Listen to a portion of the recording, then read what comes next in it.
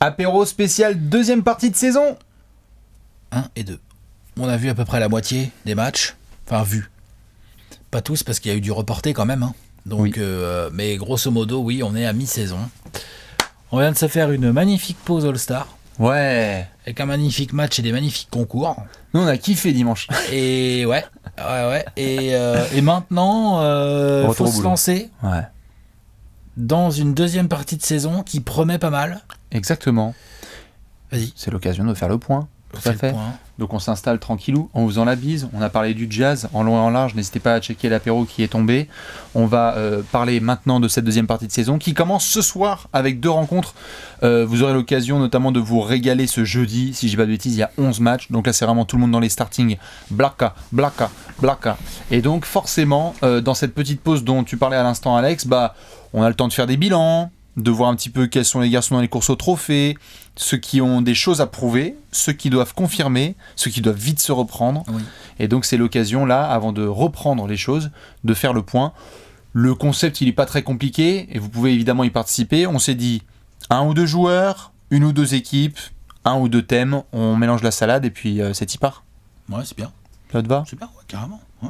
Et bien du coup, vous pouvez vous aussi réfléchir à tous ces petits thèmes. Et je commence par le premier.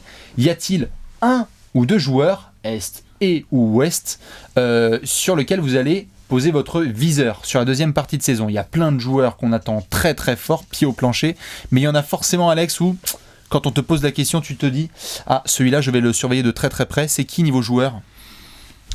James Harden. Ah, j'avais pas pensé que tu dirais un garçon comme ça, tiens. Pourquoi? Je sais pas. Parce que... Mais non, mais vas-y, je t'en prie. Ok. James Harden, sincèrement, fait partie des joueurs qui m'avaient pas mal énervé là, lors des 2 dernières saisons, même si son talent, je parle pas de son talent. Son talent, je pense qu'il est assez indéniable. Mais il m'a pas mal énervé. Liso, tête dans le mur, parfois même des œillères, pas à la passe, mais des œillères un peu tactiques, stratégiques dans certains moments. Ouais. Il m'a gavé pas mal et tout, là, tous les deux avec Mike D'Antoni. Là, ils sont tous les deux avec Mike D'Antoni à Brooklyn. Par contre, moi, j'adore ce James Harden qui est arrivé à Brooklyn. Mais sincèrement. Merci Steve Nash. Genre, alors, je sais pas si c'est merci Steve Nash. Mais dans la perche. Oui, mais c'est même pas là que j'allais, moi. C'est plutôt, tu sens le mec, genre... C'est assez typique de ce genre de joueur qui est un peu quand même, qui marche beaucoup à l'envie, qui marche beaucoup. Là, il en avait marre de Houston, ça l'a gavé, le nouveau proprio, le machin, le ceci, les échecs répétés. Il n'a pas la sensation, comme il l'a très bien dit d'ailleurs, en partant de Houston, qu'il avait une équipe, il n'avait pas la sensation autour de lui qu'il pouvait jouer le titre avec cette équipe et tout. Quand t'as KD et Kyrie, ça change la donne. Premièrement, et deuxièmement, genre, là, le James Harden qu'on voit depuis qu'il est arrivé à Brooklyn, je veux dire, il est monstrueux. Kyrie joue un peu plus, ce que je dirais un 2, mais c'est pas un 2, mais vous voyez, plus scoreur, plus off-guard, plus deuxième arrière. Hein. Le meneur, c'est James Harden. Et c'est le meilleur meneur de la ligue, en fait. Ou pas loin, quoi. Enfin, qui est meilleur meneur que James Harden, honnêtement? En fait, c'est la question que je me posais devant les derniers matchs des Nets. Stephen Curry. J'ai bien dit meneur. Moi, je mets James Harden devant, perso. James Harden. Damien Lillard, c'est extraordinaire ce qu'il fait, en plus avec les blessés qu'il y a et tout. Mais James Harden, en fait, tout de suite, il arrive, tu files la balle dans les mains. Ah oui, non. Il voit tout. Il dicte le tempo. On avait fait un apéro où on rigolait, qu'on disait qu'il était un peu gros et tout. J'ai pas l'impression qu'il est franchement tellement maigri ou quoi. Il a toujours été un petit peu... Il est un petit peu plus fit là que quand il sortait des strip clubs en pré-saison côté Houston, évidemment. Mais ça n'a jamais été un joueur très fit, James Harden et tout. C'est un athlète, hein, attention, mais je veux dire, c'est pas Stephen Curry ou Damian Lillard, tu vois, justement, par exemple, qui sont quand même ciselés, quoi, les deux, dans leur genre. Un petit peu plus taillés, ouais. Hein, quand même. Harden, t'as toujours ce côté un peu, il n'aurait pas un gros cul, ou il a du bide, ou tu vois, genre, oh là là, il a c'est un bully, hein, un peu de graisse sous les bras, tu vois, et tout. Un chubby, mais balle en main, en termes de je dicte mon tempo et je contrôle le match, pour moi, il y a LeBron James et James Harden. Pour moi, ils sont tout en haut de ça en termes de NBA cette saison. Après, c'est pas nouveau, hein, mais cette saison. Lillard et Curry, c'est un tout petit peu différent. Ils sont un peu plus portés sur le shoot. James Harden, là, en arrivant à Brooklyn, il prend un poil moins de tirs, il est un peu moins que pour lui et tout.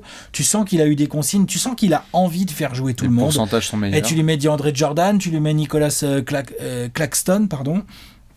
Là, ils ont pas mal joué sans Kevin Durant quand même. Bon, voilà, il y a James Harden à la main, et il y a Kyrie off-ball au passage. J'ai failli prendre Kyrie off-ball. Hein.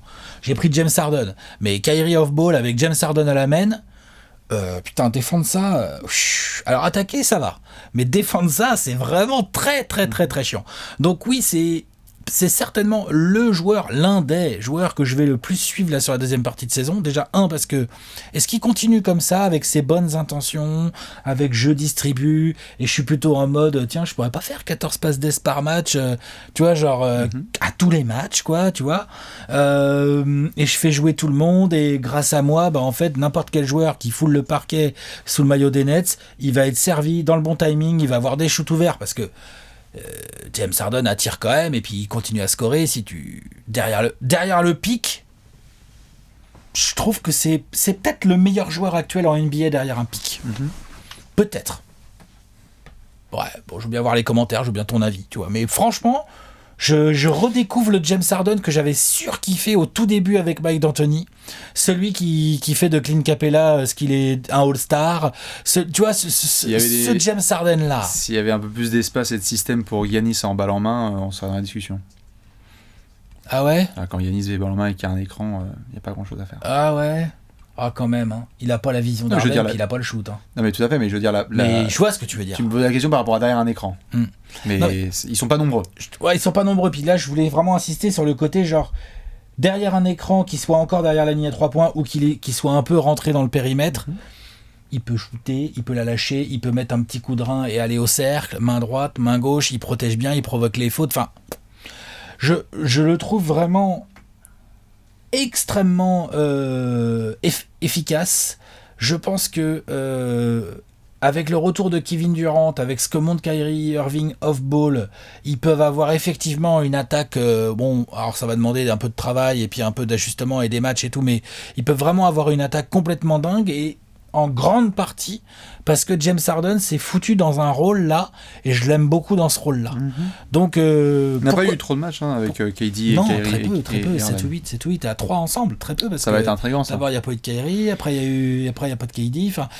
Là où je suis pas étonné, j'aime bien ton choix. Là où je suis pas étonné, c'est que Harden, à partir du moment, je suis pas étonné, hein. Je kiffe. Non, mais bien sûr, non, mais là où je suis pas étonné, c'est dans le sens où quand Harden est arrivé, il y a eu certains matchs qui étaient intéressants. Il y a eu aussi des matchs où je me suis dit, il y a encore du travail sur les 3 pour qu'ils comprennent comment ça se passe. Et de l'alchimie. Exactement. Et quelque part, la blessure de KD, ça remet assez automatiquement Harden dans un registre dans lequel il est comme un poisson dans l'eau. C'est donnez-moi toutes les munitions et je vais être le meilleur à ça, parce que si vous me donnez 150 munitions, je vous garantis qu'il y en aura minimum 80 qui seront bien utilisées. C'est ça. Minimum 80 et voire 100-120 quoi.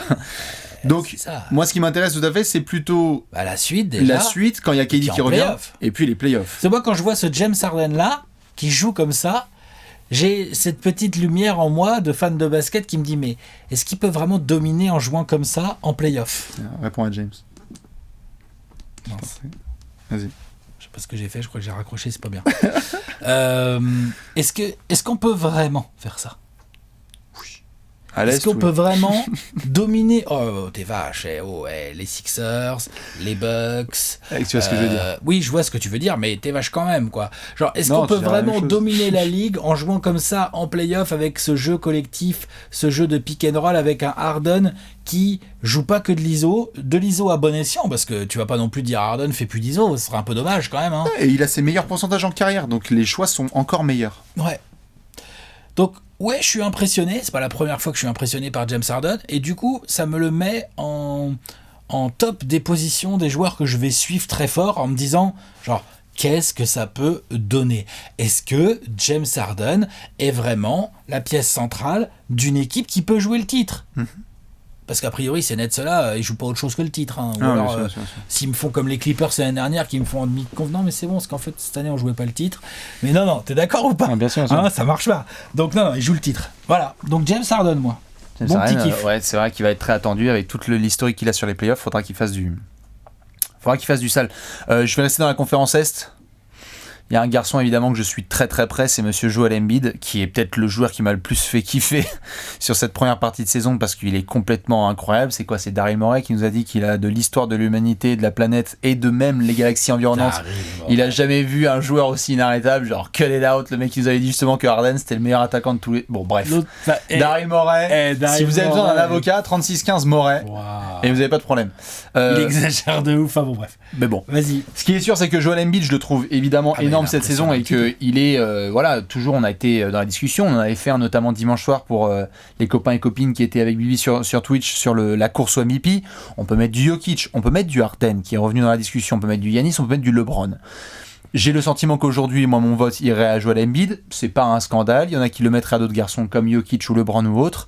Mais ce qui est sûr, c'est qu'il est dans ce podium, que c'est le meilleur joueur de la meilleure équipe de la conférence Est, et que oui, on peut encore discuter des bilans, il n'empêche que. On a vu Joel Embiid là face à Rudy Gobert, et le match que j'ai vu m'a tellement halluciné en termes de performance au moment où il a attendu que je me suis dit, ok, très clairement, qu'il écrase la raquette des Bulls. Très bien, 50 points, no disrespect, j'adore Gafford, Wendell Carter Jr. et compagnie, c'est faisable. Ouais. Mais d'en mettre 40, par exemple à Rudy Gobert, ou d'être présent dans les grands rendez-vous, parce que j'ai des souvenirs forts sur cette saison de Joel Embiid, face aux Lakers de LeBron et AD, face au Jazz de Gobert justement et de Donovan Mitchell et les systèmes défensifs de Quinn Snyder. Pour le moment, je pense que c'est le meilleur package dans la course au MVP. Joueur, équipe, domination individuelle, statistique. Est-ce que Joel Embiid peut continuer ? Il a fait la moitié du chemin. Est-ce qu'il peut faire la deuxième moitié ? C'est-à-dire, est-ce que le corps peut tenir ? Blessé, ouais, voilà. Est-ce qu'il peut continuer là-dessus ? Est-ce que Philly est numéro 1 de la conférence Est ? À la fin de la saison ? À la fin de la saison régulière. Est-ce que en fait, quand tu dois affronter Philly, bah tu te tapes 4 mauvais matchs là, tu sais, au Wells Fargo Center, où en fait, bah ça y est, il recommence à y avoir des fans. Et Ben Simmons, il est en train de galoper, et Doc Rivers, il est content. Donc, de ce que je vois, j'ai envie de dire merci je sais pas quoi dire. C'est merci le management de Philly qui a enfin décidé de tourner une page vis-à-vis de Elton Brand et de Brett Brown. C'est merci de nous avoir tellement saoulé la dernière. On a fait un running gag, tu sais, où je disais que Joel Embiid, je voulais le voir avec les Sixers aller jusqu'au bout. Il avait dit qu'il voulait être MVP défenseur de l'année. Il y a juste 1 an de décalage. Au final, il le fait cette saison. J'ai trop envie de voir Joel Embiid jouer tous les soirs en ce moment. Dès qu'il peut, c'est trop fort techniquement et physiquement. À la limite, qu'il y ait toujours les provocations de lancer, son efficacité, son intimidation à l'arceau. Très bien. Mais je pense que tu les avais aussi. Il y a des moves d'une fluidité là, de Embiid en ce moment au poste. Il est extraordinaire. Il est extraordinaire. Et donc, c'est le pic Embiid qu'on avait imaginé quand il a été drafté. On s'était dit, est-ce que c'est quoi ? Est-ce que c'est Olajuwon, Ewing ? C'est quoi cette espèce de pivot bizarre ? Il est en train de montrer que quand il est à son pic, c'est un des meilleurs joueurs de la planète. Et franchement, si Embiid est MVP de cette saison, bah on va aussi regarder et se dire genre de quelle saison on parle quoi. Un pivot à 30 points de moyenne qui a roulé sur toutes ces confrontations. De malade, beaucoup de des pourcentages de malade clutch. Aussi dans la course au défenseur de l'année, même s'il sera peut-être pas défenseur de l'année au final parce qu'il y a des gros garçons qui sont quand même devant, mais je veux juste savoir si Joel est capable de finir le taf. Est-ce que c'est LeBron qui va mettre un coup d'accélérateur ? Est-ce qu'il y a Jokic ou Harden ou Giannis qui vont faire hop. Ouais, moi je suis là. Est-ce qu'il y a Kawhi qui va faire J'aimerais bien. Je trouve que Joel est dans la meilleure position de sa carrière pour aller chercher le trophée le plus prestigieux des joueurs individuels. Évidemment, j'ai même pas envie de parler des playoffs parce que là, il va se retrouver dans une conférence où tu parles de Harden, mais il va se retrouver dans une discussion. On va faire genre Kevin Durant. En fait, est-ce qu'il est venu à l'Est pour nous montrer qu'en fait, il peut rouler sur les deux confs ? #LeBron. Est-ce qu'en fait, il va y avoir un espèce de... Je sais pas moi, les Bucks galèrent, ils sont 4e de l'Est, en demi-finale, tu dois jouer les Bucks de Giannis. Et tu perds. Ou tu leur roules dessus, et à ce moment-là, tu fais genre, wow, what the fuck, en fait, il a réussi à le check parce que c'est Joel Embiid à son pic. Ça m'intrigue énormément ce qui peut se passer avec Embiid et les Sixers parce qu'il est dans des conditions qui sont juste parfaites là aujourd'hui. C'est vrai, il a la bonne équipe autour de lui et donc, tout. Joel... il est dans le bon rythme. Franchement, après, j'imagine toi aussi tu l'as vu, mais il est sur cette saison, sur pas mal de match-up. Vous l'avez joué, vous, avec Phoenix ? Je sais pas, c'est comme ça. Ouais, on les a battus avec un bon Ayton. Qui avait plutôt bien taffé. Ouais, je crois qu'Atlanta aussi, on les a battus, mais c'était quand ils avaient plus que 4 joueurs Covid. Je crois que c'est Chris Paul qui leur a mis la race en fin de match. C'est ça. Si je me dis pas de bêtises. Et Book qui a fait du sale aussi. Bah, toujours les Sixers. Ouais, c'est ça. Et une Booker et les Sixers, ça fait pas trop mal. Mais je crois que vous les aviez battus aussi à domicile. Ouais, je crois que les Sixers, c'est in the pocket. Les Suns, on va y revenir. C'est in the pocket. Deuxième joueur, je te tends évidemment la perche. Y a-t-il un deuxième joueur? Là, on a parlé un peu de la conférence Est. Anthony Davis, moi. Anthony Davis, alors là, on va être forcément un peu moins élogieux que pour Harden et Embiid, dans le sens où, non pas que je pense qu'Anthony Davis n'est plus le joueur qu'il était, juste, cette saison, on ne l'a pas encore vu. Il a été hors rythme, hors de forme, je sais pas, mais en tout cas hors rythme, ça c'est sûr. Pas très efficace, pas très motivé non plus sur le début de saison, clairement. Où ça passait avec des perfs un peu tranquillou, et puis les Lakers jouaient très bien, défendaient très bien, avec un LeBron assez énorme qu'on avait mis, nous, quand on avait fait une petite vidéo course MVP en tête et tout ça, machin. Après, là, il s'est blessé, il n'a pas joué depuis 3 semaines, au moins 3-4 semaines, au moment où on parle là. T'es d'accord, Oui, ça fait un bail. Donc oui, parmi les joueurs que je vais suivre très attentivement sur la deuxième partie de saison, il y a Anthony Davis. Parce qu'on voit bien que sans lui, les Lakers c'est quand même plus compliqué. Bon, il y a eu Schroeder aussi qui a beaucoup manqué. Oui. Donc il y a eu des trucs et puis bon, il y a un petit côté en tongue et tout. Mais malgré des grosses perfs de LeBron, des perfs un peu dans le vide de LeBron, là, tu perds. LeBron, il est quand même vieux et tout. À un moment donné, il va peut-être falloir que lui aussi, il relâche un petit peu la pédale d'accélérateur. On verra. Et les Lakers n'ont peut-être pas l'intention d'enchaîner non plus trop de défaites. Donc, il va falloir qu'Anthony Davis revienne. Il va falloir qu'Anthony Davis retrouve du rythme. Parce que, bon, là, je parle de régulière, mais ce qui nous intéresse vraiment, c'est le 22 mai et le début des playoffs. Les Lakers, on l'a vu l'année dernière lors du titre acquis dans la bulle, ils ont besoin d'un Anthony Davis en forme. C'est un duo, LeBron et Anthony Davis. Ah mais bien sûr. Donc là, il y a Schroeder en troisième tête, il y a des Kentavious Caldwell-Pope qui font du boulot, Montrezl, on aime ou on n'aime pas, il apporte ce qu'il sait faire. Enfin, bref, il y a une équipe, Kuzma, tout ça, Frank Vogel, sa coach, ça défend plutôt bien, d'une manière générale, les Lakers et tout. Maintenant, ils ont besoin d'Anthony Davis, on connaît la propension aux blessures du pépère, on a vu qu'il était un peu hors rythme et tout, donc comme je l'ai dit en début de saison, il va revenir, là, on ne sait pas exactement quand, a priori en deuxième quinzaine de mars, je dirais. Son retour, la qualité des prestations qu'il va fournir et surtout sa capacité à se mettre en rythme vont vachement m'intéresser parce qu'on sait que c'est crucial pour les Lakers. C'est crucial pour n'importe quelle équipe qui a Anthony Davis, qu'on soit bien clair. Mais on parle du champion en titre aussi. Oui, on parle du champion en titre. On parle du... Quand il n'est pas blessé... J'aime beaucoup Joel Embiid, tu vois, mais Anthony Davis, attention en fait, il est dans la conversation du meilleur intérieur de la ligue quand il n'est pas blessé. Oui, avec Joel Embiid, avec Niko Jokic, t'es d'accord? C'est de ça dont on parle. Oui, tout à fait. Non mais, c'est pour ça. Puis même quand on a été en play-off, on a été les premiers à faire un apéro, juste, je sais plus si c'était avant les finales NBA ou pendant les finales NBA, où on a dit le meilleur joueur hands down des play-offs. Donc chaque tour, c'est Anthony Davis. Ouais. Il a été clutch. C'était le meilleur joueur de la planète. Il a crabouillé des gens. Et après, LeBron a géré trop les finales. bien défendu. Oui, après, il y a eu un petit coup de down et LeBron a fait non, mais moi, non. Je vais juste prendre le trophée qui compte que pour les 7 derniers matchs. Donc voilà. Mais LeBron a été bon pour les playoffs. Calmez-vous, les fans des Lakers. En tout cas, les Lakers ont besoin d'un Anthony Davis qui revient bien. Anthony Davis a besoin de se mettre en rythme. Il ne faut pas qu'il tarde trop à revenir. Il faudrait au moins qu'il puisse jouer tout le mois d'avril, tu vois, pour bien gérer et tout machin. On espère aussi pour lui et pour les Lakers qu'il va pas se reblesser ou quoi, parce que voilà, il s'est quand même blessé pas mal de fois déjà dans sa carrière. Donc ouais, clairement, il fait partie des joueurs il est parmi les joueurs que je vais le plus suivre. AD hyper important, évidemment, on le sait. En plus, sortie de prolongation, là ça y est, on a pris la quicheta chez les Lakers. Donc bon. C'est bon, la bague elle a été apportée, mais on n'est pas là pour. Ça va, Anthony Davis, je pense que sa quicheta, il va quand même la rentabiliser, tu vois. Bien sûr, mais je suis pas trop inquiet. Tout à fait, mais on veut. Oublier qu'elle a 27 ans. Tout à fait, mais on veut le back-to-back quand même. Ah ben bien sûr. Les Lakers, t'as pas fait le recrutement. Pelinka, tu vas dans son bureau, tu lui fais. En fait, est-ce qu'on peut prendre le temps? Non, il y a zéro temps. Il n'y a pas de time. Tout à fait. Pelinka, tout ça. Donc il faut que AD monte du temps. Davis le sait. Oui, tout à fait. Il faut qu'il monte en rythme. C'est aussi pour ça justement que je vais suivre son retour parce qu'il y a une grosse pression. Ouais, on avait même parlé tout à fait. On avait même parlé avant le début de saison. On parlait d'une potentielle saison de MVP de AD parce qu'on avait le sentiment que on n'y est clairement pas. Mais au moins si tu fais une grosse deuxième partie de saison. C'est vrai que les Lakers, c'est marrant, ils ont été pas mal mis dans la sauce médiatiquement ces derniers temps pour le fait qu'ils soient pas numéro 1, ils ont fait des matchs de merde, qu'ils sont pas numéro 1 de l'Ouest, qu'ils ont eu des grosses tollées. On le sait, il y a toujours ces vagues dans les saisons de LeBron et de ses équipes où on se dit genre là ça parle pas trop, il faut remettre l'église au centre du village, ça passera par AD. Oui. Je suis d'accord. À l'Ouest, moi j'avais plusieurs hésitations. Et je pense que je vais partir quand même sur Monsieur Luka Doncic, quand même, qui était en hésitation avec CJ McCollum, parce que j'attends dans la catégorie des blessés là le retour d'un gros McCollum qui était genre... Il y avait même pas de débat avec DeRozan ou Mike Conley s'il était resté, mais il était All-Star, genre... bref, c'était un All-Star sûr et certain, McCollum, qui a été énorme. C'est pas grave, il l'aura pour sa carrière lui aussi. Ouais, dans 2 ans, rendez-vous, ouais. Il a que 29 ans, donc on verra pour CJ McCollum.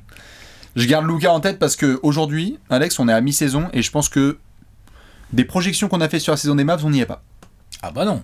On n'y est clairement pas. On avait mis les Mavs plus haut, on avait mis les Mavs meilleurs, on se demandait ce que ça allait donner, et globalement, les Mavs sont pas top, pour tout un tas de raisons, mais Luka, s'il fait le travail, il y a eu aussi des moments où on a un peu foncé les sourcils, en début de saison, où il y a eu des situations aussi où lui-même, excellent devant les médias, était le premier à dire oui, j'ai l'impression que je peux jouer mieux, etc.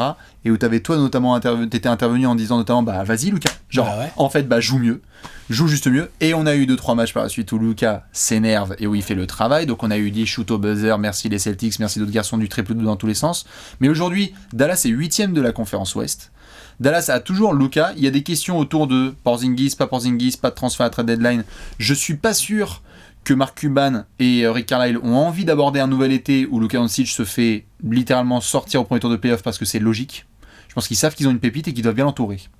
Et donc, Luka est le patron des Mavs, donc la règle, elle reste la même, en tout cas sur Trash Talk. Si tu réussis, tu vas avoir les fleurs. Si ça chie, tu vas être le premier à recevoir les coups de bâton. Sûr. C'est comme ça. Malgré les performances, malgré tout ce qu'il faut, c'est ce qui s'est passé avec Lillard, avec Towns, avec tous les garçons, avec tous les patrons. Qu'est-ce que t'attends de lui en plus ? Moi, ce que j'attends de lui, si tu veux, c'est que déjà, on est à un niveau individuel qui est bon, mais qui, selon moi, peut être encore meilleur. Luka est capable d'être meilleur que ça. Il est très bon déjà, son niveau. Il est déjà très bon. Il y a eu des peut-être améliorations. les pourcentages, peut-être. Bah, à 3 points, ça va très bien. Parce que là, vraiment, il s'est... Ça va très bien.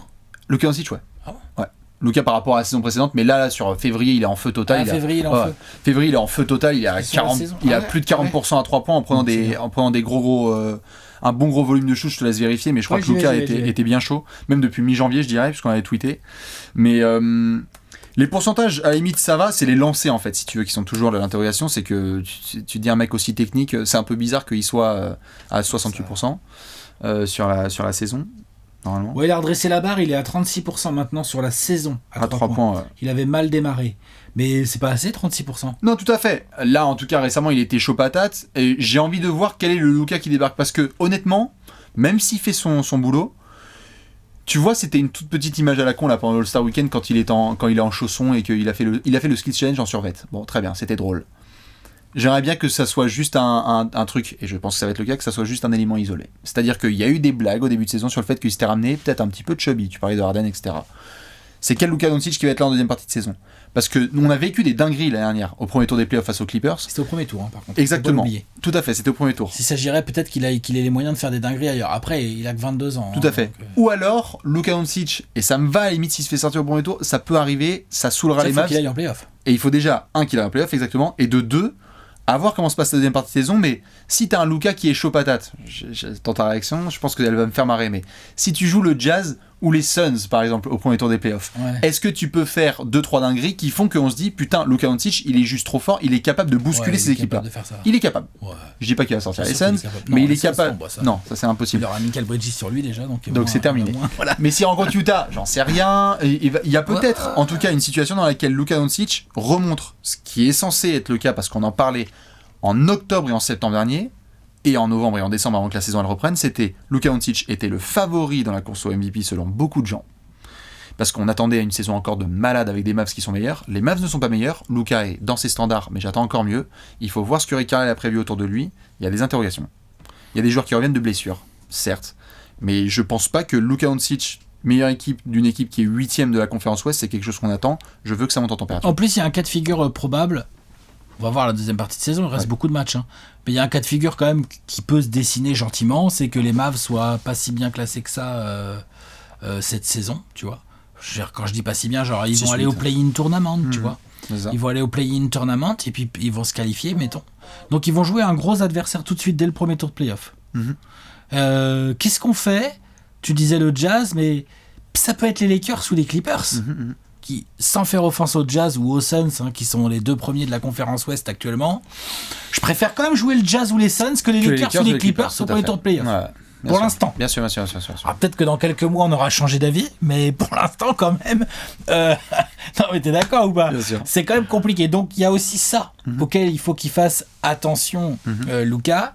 C'est aussi ça qu'a joué contre Harden. C'est que moi, tu vois, j'ai pointé un peu ces petits pourcentages à 3 points parce que je regarde pas mal de matchs des Mavs et parfois il m'énerve dans ses choix. Luka Doncic, ça va, il peut faire autre chose qu'un step back, un shoot à pourcentage assez faible et tout, tu vois. Voilà. Il le tente un peu quand même, mais je vois ce que tu veux dire. Non, mais bien sûr. tu vois, on le dit pour Harden, je vois pas pourquoi on le dirait pas pour Doncic. Ensuite, il peut se retrouver dans une situation difficile dès le premier tour de playoff encore. Il peut se retrouver face à un Jazz en grosse forme ou des Blazers, tu vois, comme ça, et se faire battre. Donc on va dire, ah ouais, ok, bon, bah il s'est fait battre par le Jazz ou les Blazers. C'est pas pareil que te faire battre par les Clippers de Kawhi et Paul George en termes de ce que tu représentes, d'image et de comment tu dois te bouger le cul. Donc je suis assez d'accord avec toi. Tu vois, les Mavs, moi je serais eux, j'aurais envie de foutre un gros coup de collier et d'essayer d'être top 4, top 5 en fait de l'Ouest. T'essayes, c'est ça. Parce qu'aujourd'hui... Est-ce qu'ils peuvent Parce qu'il y a la concu. Je pense qu'ils sont capables. Ils vont voir. Il y aura peut-être des mouvements là d'ici la trade deadline. Mais ce qui est sûr et certain, c'est que Luka Doncic, tu dis à table, s'il vous plaît, les meilleurs joueurs de la conférence Ouest, est-ce que vous pouvez vous asseoir à table ? S'il y a LeBron, s'il y a AD, s'il y a Kawhi, s'il y a Lillard et s'il y a Curry, Luka il peut s'asseoir, mais il doit s'asseoir. Faut pas qu'on se dise genre attends, parce qu'il y a un mec qui est en train de s'asseoir là, je crois que tu vas prendre un strapontin. Luka il doit être à table à côté des garçons. Montre-le avec ton équipe sur la continuité. Okay. On va passer aux équipes. Dites-nous évidemment pour les joueurs qui vous attendaient le plus. Dans les équipes, mon cher Alex. Les Nuggets. Denver. Ouais. Allez, je t'en prie. Début de saison poussif. Malgré un Niko Jokic, bon bah pardon quoi. Top 3 MVP. Alors voilà quoi. Et il est top 3 MVP. Et il est top 1 kiff à jouer. Il est top 1 kiff. Et il est top 3 MVP parce que les Nuggets sont que 6e de l'Ouest. Hein. Parce que si les Nuggets ils avaient le même nombre de même pourcentage de victoires que la saison dernière, tu sais que attention. Mais bien sûr. Donc les Nuggets, ouais, je les attends à fond sur la deuxième partie de saison parce que avec ce Jokic là, c'est-à-dire ce Jokic qui a décidé cette saison de faire non mais les gars, arrêtez de dire qu'il faut que je score plus, il n'y a pas de problème, je vais foutre des 35 points et des 40 points dans la bouche de n'importe qui. De quand il faut, de quand il y a besoin. Puis ce qui va se passer en fait, c'est que je vais faire ça, puis je vais faire 15 passes d'ess et je vais prendre 12 rebonds aussi. Et en plus, je vais faire le spectacle. À 13 sur 13 au tir. Ouais. C'est un grand malade. Ah, bien sûr. Donc, ces Nuggets là, avec Jamal Murray, un peu en dents de scie, avec Will Barton, avec Paul Millsap, avec Michael Porter Jr. dont on a parlé dans notre apéro sophomore là récemment, pareil en dents de scie lui aussi, des Monte Morris qui sortent du banc, enfin je veux dire, je vais pas vous refaire la profondeur d'effectifs des Nuggets, c'est un des effectifs à mon sens les plus profonds de l'Ouest. Il est vraiment très profond. Il y a beaucoup de bons joueurs. Il y a un Jamal Murray qui nous a montré qu'il pouvait éventuellement peut-être être considéré comme une superstar. Bon, là, sur cette première moitié de saison, là, il y a quelques flashs. Ouais, sur la fin de la première partie de saison, il est en feu total. Il a envoyé des trucs de ouf. Et c'est ce qui fait que Denver remonte au classement. Et Denver revient au classement parce que Jokic joue avec une star. Jokic est trop fort, donc si tu lui mets une star... que Jamal Murray se réveille. Non mais Jokic est trop fort, donc si tu lui mets une vraie star régulière autour, putain, comment tu bats Denver en fait ? Puis ils se sont mis un peu à défendre aussi. Ils se sont mis un petit peu plus à défendre. Tu pouvais pas faire pire que non, c'était compliqué de faire moins bien. Mais donc du coup c'est ça. Ah bien sûr. Moi c'est ces Nuggets-là que j'ai envie de voir en deuxième partie de saison. Parce que vraiment s'il y a bien un truc qui me gaverait, c'est que Jokic il fasse une saison pareille et que les mecs soient 7ème. Alors là... Boah pour affronter les Suns. Waouh. Ah, oui, les Suns tu sais, il faudrait déjà qu'ils restent 2ème. Hein. On n'a pas peur des Nuggets. Hein. Qu'est-ce que tu racontes tout de suite ? Sans Alex, il bat avec ses Suns, il bat les... Peur de personne. Il bat les Celtics de 86. Je sais pas qui je bats, mais j'ai peur de personne. Mais je peux te dire que je bats les Spurs 2014. Peur de personne. Non, Denver peut être... Si je fais la blague, excuse-moi, mais c'est parce que Denver peut être aussi ce genre d'équipe où en fait tu dis merde, ils sont 5. Oui. On est au premier tour, on doit les affronter. L'expérience montre, pas la mienne, hein, l'histoire, l'expérience globale, montre que souvent les équipes comme ça qu'on dit oui potentiel de ouf et tout, quand elles n'ont pas fait une bonne régulière, souvent elles se font fumer en play-off par les équipes qui ont fait une meilleure régulière. Donc faut aussi faire gaffe parce que c'est ça aussi. C'est quoi en fait l'histoire ? C'est tu vas avoir un Nikola Jokic historique et rien. Merde. Alors moi ça va vraiment me saouler. C'est le joueur le plus kiffant à regarder, à mon sens. Hein. Genre en ce moment quoi. Genre il est hallucinant quoi. Genre Entre lui et Steph Curry, je sais pas, je vais voir. Tu vois, genre, on veut pas jouer ensemble qui joue et tout, tu vois, genre, non, un Jokic pareil, aussi incroyable, aussi en maîtrise du jeu. Il faut que Mike Malone trouve les solutions. Il faut qu'il trouve les mots. Il faut qu'il trouve les solutions tactiques. Il faut que ces Nuggets montent en régime. Et eux aussi, un peu à l'image des Mavs dont tu viens de parler à travers Doncic, trouvent un meilleur rythme de croisière. Ça va mieux, hein. Ouais, tu vois, sûr. je les prends exprès parce que s'ils continuent s'ils sont dans la deuxième partie de saison, dans la continuité de ce qu'on a vu là, genre fin février début mars, ils vont gagner des matchs. Hein. Non, ils vont gagner plein de matchs. Mais typiquement le symbole, genre c'est le match contre les Bucks là. Ouais, bien sûr. C'est ça là. Et typiquement, 7 jours avant, il y a le match contre Washington, avec une fin de match à rentrer dans les annales et avec 1 ou 2 N, comme vous voulez. Oh là là. La contre-attaque de merde qu'on avait vue avec les 2 orthographes sont possibles. Ouais, tout à fait. Mais Denver, je suis d'accord, parce que c'est vraiment une équipe qui a démarré avec des changements d'effectifs. Hein. Il n'y avait plus Jeremy Grant, il n'y avait plus Plumlee, donc il y a eu des ajustements. Tu savais pas trop ce que tu allais faire de Michael Porter Jr. Tout à fait. Mais t'as raison, mais genre, c'est quoi, on va dire quoi ? Ils ont perdu Mason Plumlee ? Bon non. Non, mais ils ont perdu. Mais alors, okay. Dieu sait si on a mentionné sur cette chaîne le fait que cette équipe avait une continuité dans son effectif et qu'il pouvait compter sur les mêmes garçons au fil des saisons, qui sont allés en finale de conférence, et que quand on a vu des changements réels dans l'effectif, soudainement, il faut que tu réapprennes tout, malgré son intelligence du jeu, à Facundo Campazzo, que tu dois plus compter sur Zeke Nagy, sur Michael Porter Jr. et sur des garçons qui... les attentes, elles sont là maintenant, c'est les finales de conf pour les Nuggets. On en a parlé dans les 30 prévus en 30 jours, quoi. On s'est dit, c'est quoi Denver en fait ? C'est juste une darling de 2020, ou est-ce que c'est un truc sur la continuité ? Je suis d'accord, ils vont remporter plus de matchs. Il faut que avec ce Jokic c'est sûr, et il faut que Jamal Murray soit comme ça sur la deuxième partie de saison. Parce que Jokic, il va le faire en dormant. Mais si Jamal Murray il nous fait janvier, non, il faut que la santé soit là et qu'il nous fasse une vraie montée en température, parce qu'en plus, quand on arrive en play-off, Jamal Murray, après, il devient... Je sais pas ce qui se passe avec lui. Dès qu'il est en play-off, il se transforme en... Je comprends pas. Bon, on verra. Nos amis les Nuggets. Oui, évidemment, nos amis les Knicks. Je me permets, c'est peut-être une des équipes que je vais attendre le plus. Spoiler alert, parce que je vois que Léonce attend évidemment ces Knicks de très très fort pour cette deuxième partie de saison. Ils sont donc 5e de la conférence Est au moment où on parle. Selon les études, les analyses et de ce qu'on fait lorsqu'on compare les calendriers, New York a un calendrier particulièrement difficile sur la deuxième partie de saison. Okay. Au niveau des adversaires qu'ils vont devoir affronter et la difficulté du calendrier. Quand je dis spoiler alert, c'est évidemment pas un trash talker genre les Knicks vont pas aller en playoff, mais juste comment est-ce que tu peux tenir là face à la pression. On a tout ce qui fait le début de Julius Randle. On a tout ce qui fait ce qui s'est passé là avec Tom Thibodeau et ce qu'il a construit. Très bien. Tu sais que tu vas pouvoir compter sur Quickly, Toppin, Derrick Rose, et qu'il va peut-être y avoir des derniers ajustements là sur la trade deadline. En scred total, Leon Rose qui est en train de ponctuer sa bonne première année à la tête pour nous dire genre 2-3 petits mouvements à la con, on y va. On va aller prendre 2-3 vétérans pour s'assurer qu'il y a bien, et c'est ça cette phrase, qu'il y a bien des playoffs au Madison Square Garden. Alex Pardon. Quoi ? Moi j'y crois. J'y crois en rigolant. Non, il a rigolé. Ce qui me fait rire, c'est ta phrase, c'est pas les Knicks.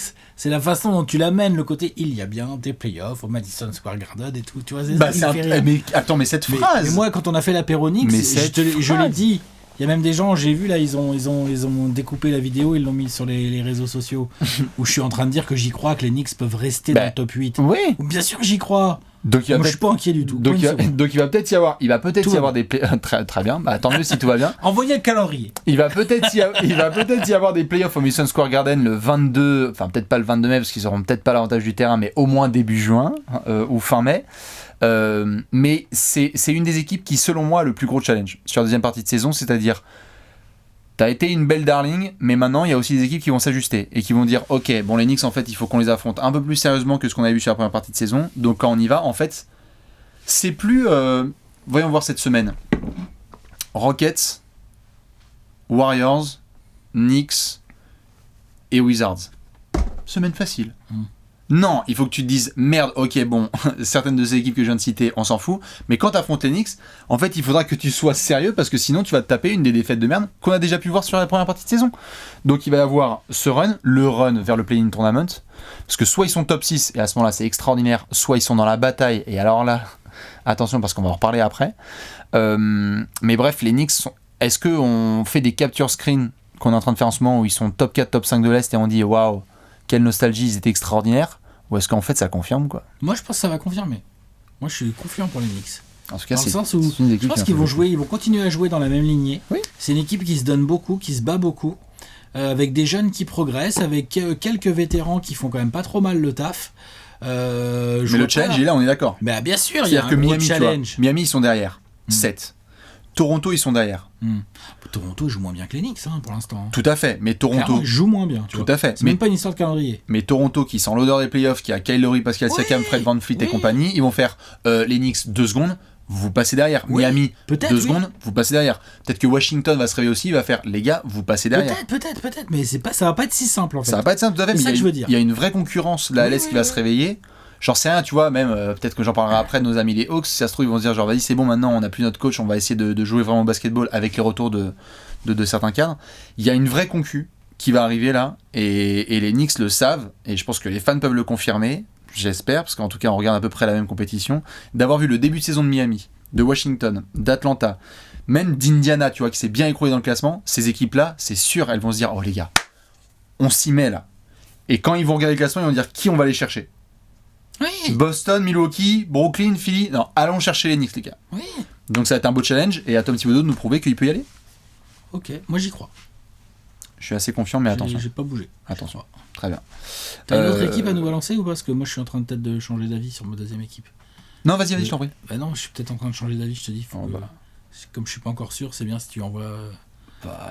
Faut que tu fasses le homer, moi je vais faire les Hawks. Non, moi je vais peut-être pas faire le homer, j'ai déjà parlé des Suns, c'est tout. Bon, je la fais en speed sur les Hawks. Voilà. Évidemment, je vais les suivre de très très près parce qu'ils font partie de ce groupe avec donc Indiana, Washington. Je mets pas les Cavs, Orlando et Détroit, je vous laisse vous amuser.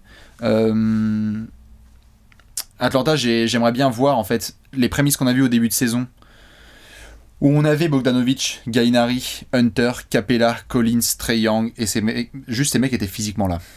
Il y a eu très très peu de matchs où il y a pu avoir ces gars, et s'ils étaient là, on a eu une victoire à Brooklyn par exemple, on a pu avoir des vrais résultats concrets. Ça a duré peut-être 2 semaines, mais sur ces 2 semaines-là, de temps de jeu ensemble. Ça manque de temps de jeu ensemble, et donc là on a plus de problèmes au niveau du coaching, dans le sens où ça veut pas dire que Nate McMillan est le sauveur de l'humanité. Voilà, parce que dis donc, moi je trouve que vous l'avez accueilli un peu dans la fanbase des Hawks, j'ai trouvé un peu genre. Non, c'est juste une libération parce que Lloyd Pierce, humain, ultra respecté, mais alors par contre en coaching, aucune équipe n'a autant perdu de matchs dans le Money Time.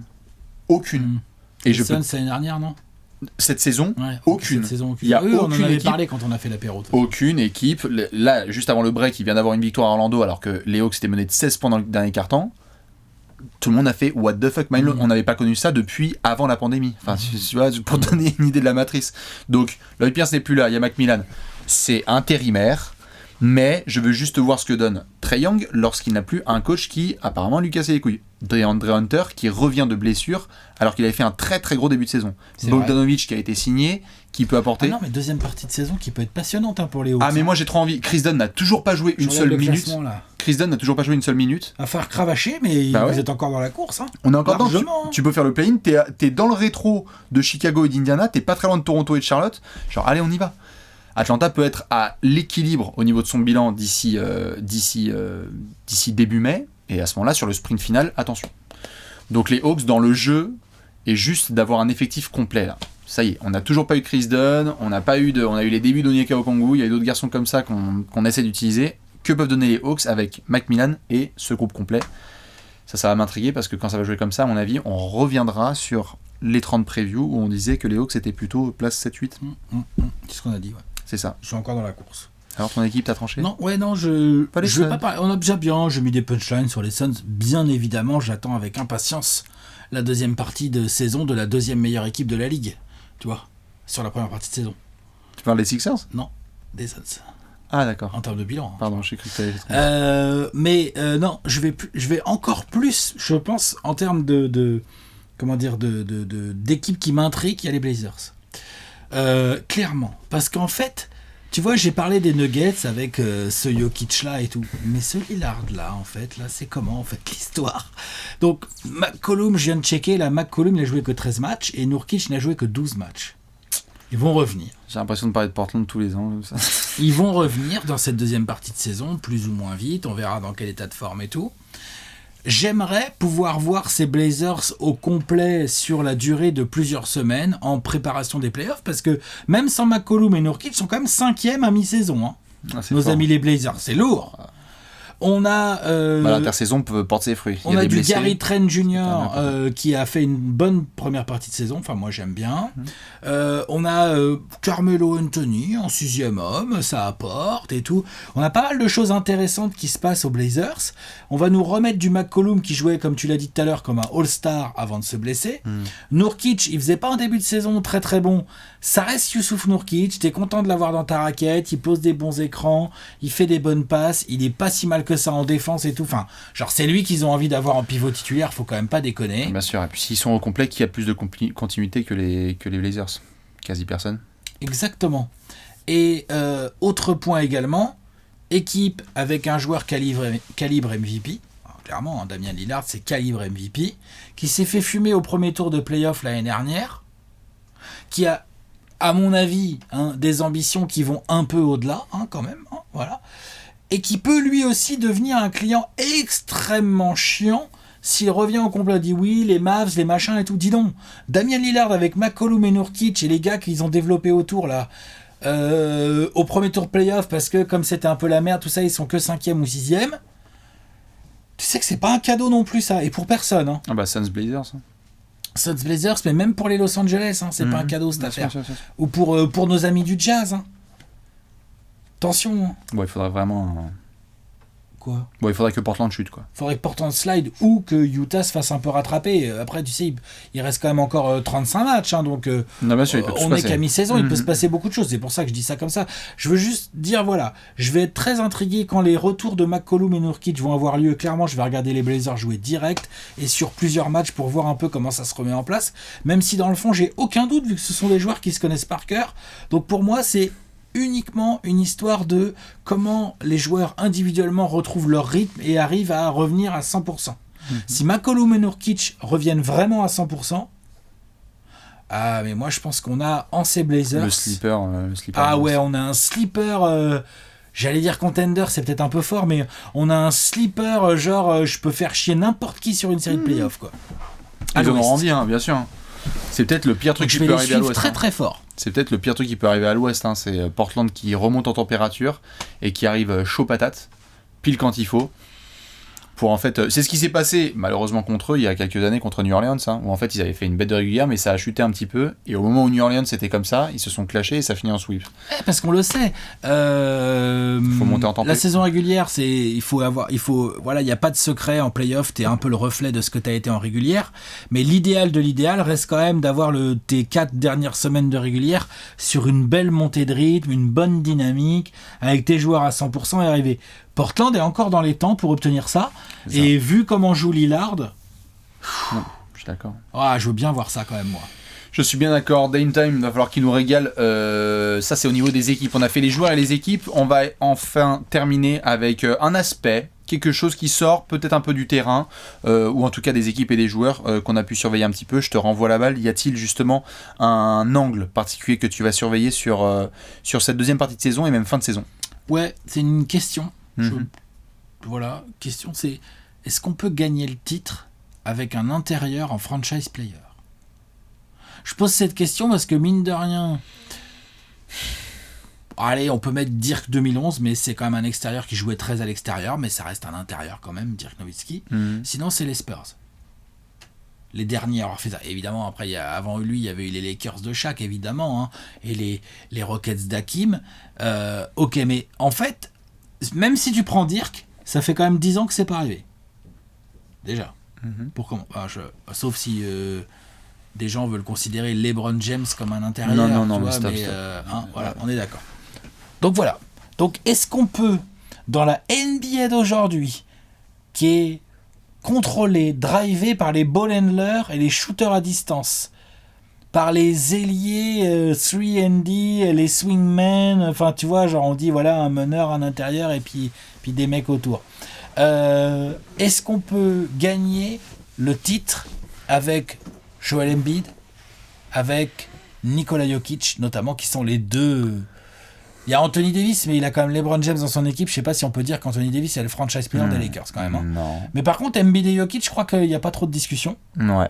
Il y en a un qui est clairement mieux classé que l'autre. Il y en a un qui est premier à l'Est, il y en a un autre qui a une demi-saison encore pour remonter dans le classement de l'Ouest. Et il est à l'Ouest en plus. Ouais. Et il est à l'Ouest, donc c'est compliqué. Mais voilà, est-ce qu'on peut, en basant le jeu offensif principalement autour d'un intérieur, alors c'est des intérieurs modernes, hein, Embiid il shoot, Jokic il shoot, il passe, il machin, il dribble et tout. Est-ce qu'on peut? Je pense que j'aime bien cette question parce qu'en fait c'est très tranché avec ce qu'on voit dans la NBA actuelle, c'est clair. La tendance elle est claire, mais tu vois ce qui m'intéresse c'est justement de voir si ces Sixers, parce que je veux vraiment pas me mettre les fans de Denver à dos, mais extraordinaire s'il y a une remontée là dans le classement et qu'en plus c'est des prétendants au titre et qui vont jusqu'en minimum finale de conférence, etc. S'ils y arrivent, waouh, respect, ils ont le matos pour, parce qu'ils ont un joueur qui est... Bah, t'en as parlé suffisamment tout à l'heure, qui est juste incroyable. J'aime bien le fait que justement le jeu ralentisse en play-off et que même si à un moment t'as envie d'avoir la balle dans des vrais créateurs, si t'as juste un mec qui est quasi indéfendable ou qui attire les double teams et qui sait faire balancer la balle de l'autre côté pour qu'il y ait un shooter ouvert ou qui va provoquer des lancers francs, je trouve que la façon dont Embiid joue le jeu aujourd'hui, c'est typiquement le genre de joueur avec qui tu peux gagner un titre. Et qui est un pivot. Mais je trouve qu'il joue un jeu et que ces Sixers jouent un jeu de prétendant au titre. Donc, malheureusement, j'ai envie de dire, s'ils croisent la route des Nets, ça va faire un sacré choc de style parce qu'on n'est pas tout à fait sur les mêmes types de jeux. Ah bah donc Nicolas Claxton, il va avoir du boulot. Disons. Ouais, et Tobias Harris aussi. Défense, ça va pas être facile. Et Tobias Harris aussi va avoir du boulot parce que de l'autre côté du terrain... Puis Ben Simmons, il va pas pouvoir défendre tout le monde. Exactement. Donc il va y avoir du travail pour Danny Green et Matisse Thybulle. Donc du coup, cette espèce de clash, moi j'aime bien en effet la question. Je pense qu'on peut aujourd'hui gagner avec un pivot dominant. Il faut juste que l'articulation soit bonne autour de lui, quoi. Après, je sais pas ce que toi tu... je pense que c'est assez intéressant de regarder. J'ai cité les Sixers et les Nuggets de manière T'as pas cité les Wolves? J'ai pas cité les Wolves. J'ai pas cité le Jazz non plus, parce que je considère pas Rudy Gobert comme un intérieur dominant offensivement. Je pense quand même que j'aime bien la défense gagne des titres, c'est vrai, mais il faut scorer aussi. Hein. On le voit tous les ans en play-off, en fait, ça défend bien et tout, mais il y a aussi toujours des passages à vide offensifs, et les équipes qui gèrent le mieux leur passage à vide offensif, souvent elles gagnent les matchs en fait. Les autres contenders potentiels à aujourd'hui sont construits autour d'ailiers. Hein, les Clippers de Kawhi et Paul George. Allez, les Nets c'est ailier arrière, hein, parce que quand même Kyrie, mais c'est des joueurs extérieurs. C'est des playmakers. C'est des playmakers, joueurs extérieurs avec du shoot et tout. Qu'est-ce que t'as d'autre? LeBron, les Lakers de LeBron. Puis tu vas être même Giannis. Je viens de parler des éventuels Blazers. Giannis c'est un intérieur, mais. Oui, c'est un intérieur Giannis quand même. Il prend beaucoup de rebonds, puis il marque près du cercle. Ouais, voilà, mais bon, c'est un. Mais oui, non, moi je mets quand même un intérieur ball handler, quoi. Mais on pourrait presque le mettre dans les intérieurs franchise players, mais c'est pas comme Jokic ou Embiid, on est d'accord. Donc, ils sont en minorité, c'est-à-dire que les équipes, là, dans les années 2010, les équipes qui se sont construites pour être performantes dans les années 2020, dans lesquelles on vient de rentrer, pour être performantes dans ces années-là, se sont construites autour d'ailiers, et non autour d'intérieurs. Donc ça va être intéressant de voir si des gars ultra dominant et ultra talentueux comme Joel Embiid à l'Est ou Niko Jokic à l'Ouest, même si je suis d'accord avec toi, hein, Niko Jokic à l'Ouest, la mission qu'on lui demande, c'est un truc de fou furieux. Mais on sait jamais avec l'autre. Hein. L'autre, on sait jamais avec lui. Hein. Franchement, il faut se méfier.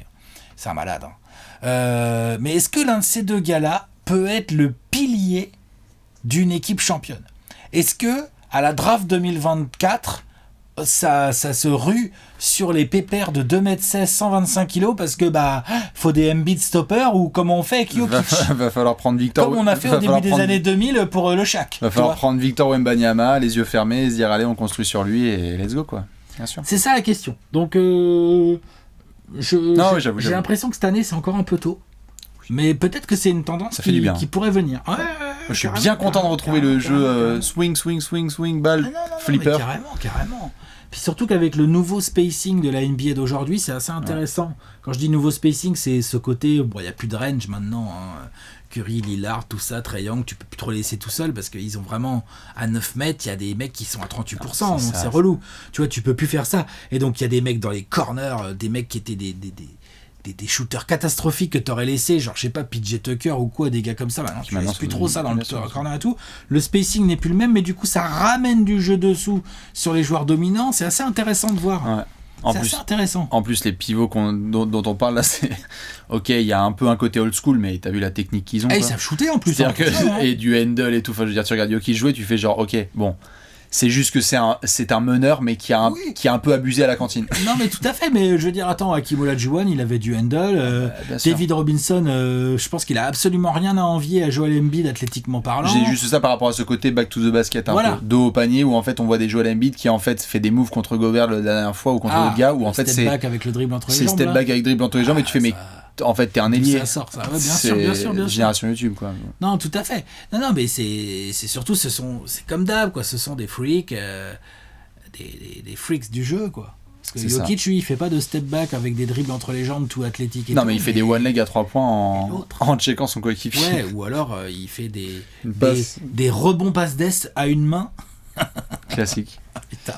Bref, donc non, il y a quelque chose qui se passe avec ces deux intérieurs-là qui est assez incroyable et je suis très curieux de voir comment ça va évoluer sur la suite parce que si ça se trouve, ça y est, après 10 ans, on va se retrouver dans une NBA où, mais comme en fait maintenant tout le monde sait shooter, tout le monde, en fait la vraie différence, ça va être c'est qui ton poste 5 ? C'est ça, tu vois ce que je veux dire ? Est-ce que si ça rentre pas, est-ce que tu peux quand même avoir 30 points sous l'arceau quoi ? Bien sûr, il va y avoir une tendance. Hein. Ouais. Faut que ça s'équilibre. Donc ça m'intéresse de voir ça. Les pivots.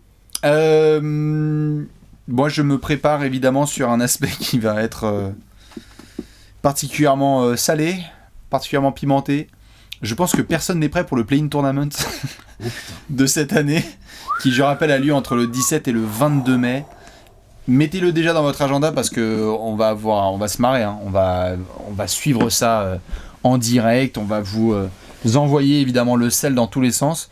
La NBA s'est dit que ce serait bien s'il y avait une guerre civile en plus d'une pandémie mondiale. Donc on va vous mettre un play-in tournament avec des équipes, on s'en fout en fait de savoir s'il y a un gros écart de bilan hein, par rapport à la dernière quand vous avez vécu cette magnifique course entre les Blazers notamment et les Grizzlies, de savoir s'ils vont passer sous la barre des 4 défaites d'écart. On s'en tape l'oreille avec une babouche. Cette fois, on veut juste ce qui est 7, 8, 9, 10 et on se rentre dans la gueule. 7, les 8... règles, c'est quoi déjà ? C'est si t'es 7ème, tu joues le 10ème. Non, le 7ème va jouer le 8ème d'abord. Ouais, 7 joue 8 et 9 joue 10. Le 7-8, le vainqueur va le 7-8 est en play-off et le perdant de 7-8 joue le vainqueur de 9-10. Tout ça sur un seul match ? Je crois qu'on est sur un match. Ouais. Faudrait vérifier les règles exactes. Toujours est-il qu'aujourd'hui, nous aurions un petit Spurs-Mavs. T'empêches ? Avec Warriors... et Warriors Grizzlies. Warriors Grizzlies. Pour l'instant. Wow. Avec Curry dans le play-in. What the fuck ? Et le gagnant de Warriors Grizzlies jouerait le perdant de Spurs Mavs. Pour aller jouer Utah, Phoenix ou les deux Los Angeles au premier tour. Sachant qu'à l'Est, t'as Charlotte-Toronto pour le moment et Chicago-Indiana. Mais ce qui m'éclate, c'est que quand tu vois la conférence Est, vu que je vois que t'as le tableau sous les yeux... comment dire, entre Washington, tu regardes ça, tu fais on y va. Entre le 5e et le 11e, il y a un écart qui est ridicule. Et alors à l'ouest, t'es entre les places justement 10 et il y a un tout petit écart avec les places 11 après, mais t'es entre les places 10 et 5. Pareil, tu te dis genre. Ouais, l'ouest, Grizzlies a quand même une petite avance sur le 11e. Et ça peut changer très rapidement, tu l'as dit, il reste 35 matchs. Il reste beaucoup de matchs, mais c'est bien d'avoir ce petit match là. C'est tout à fait bien pour eux, mais.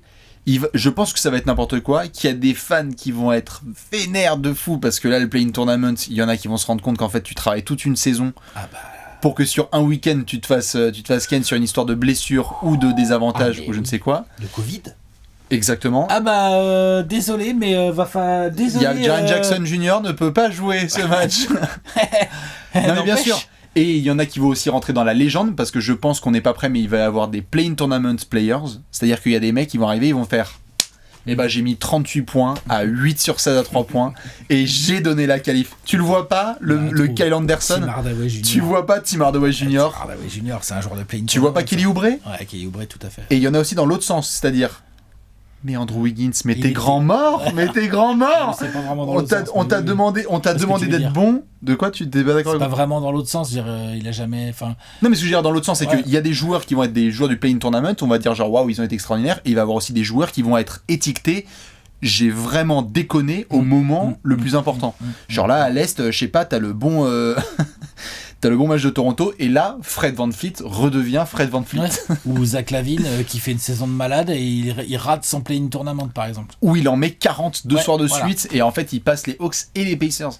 Bref, je crois que le play-in tournament, on n'est absolument pas prêt. Ça va être une course dingue. Magnifique. Et donc, moi, je vais observer ça, mais de tellement près, parce que toutes les équipes dont on a parlé là, à partir du 1er mai, une odeur, du sel pendant 2 semaines, parce qu'après, c'est la course jusqu'au 17 mai, et alors le 17 mai, allez-y. Et je vous invite d'ailleurs, pour les curieux là qui ont peut-être un onglet d'ouvert, d'aller regarder évidemment le calendrier de, je crois, du 16 mai. Je sais pas si tu l'as vu. Non. Eh bien écoute, le 16 mai, c'est simple, la NBA s'est dit pourquoi est-ce qu'on se fait chier, je crois, c'est le 15 mai pardon, non le 16, c'est un dimanche. Eh bien les 30 équipes de NBA vont jouer. C'est génial, putain. Hawks Rockets, Nets Cavs, Bulls Bucks, Pistons Heat, Warriors Grizzlies, Wolves Mavs, Pelicans Lakers, Knicks Celtics, Thunder Clippers, Sixers Magic, Blazers Nuggets, Kings Jazz, Spurs Suns, bon ça, Raptors Pacers, et tu termines avec Wizards Hornets. C'est drôle tout ça. Ah, ils sont forts. 30 équipes qui jouent le 15, play-in tournament à partir le 16, play-in tournament à partir du 17. Bref, moi je pense que ça va être un des trucs que je vais observer le plus.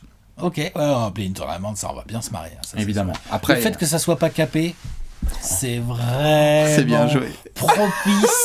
C'est propice au sel. Il va y avoir du sel. Ça va être extraordinaire. Je sais pas si t'avais noté d'autres éléments ou pas. Non, on est bien. Évidemment. On est prêt pour la deuxième partie de saison. Exactement. Évidemment, on suivra tous les autres joueurs, toutes les autres équipes. On suivra les blessures, les calendriers, Wizards, Spurs et compagnie Grizzlies qui doivent jouer plus de matchs que d'autres. Donc on va surveiller tout ça. Dites-nous, vous, ce que vous pensez. Excellente reprise de la NBA avec cette deuxième partie de saison qui démarre ce soir. On vous fait plein de bisous et bon courage. Ciao.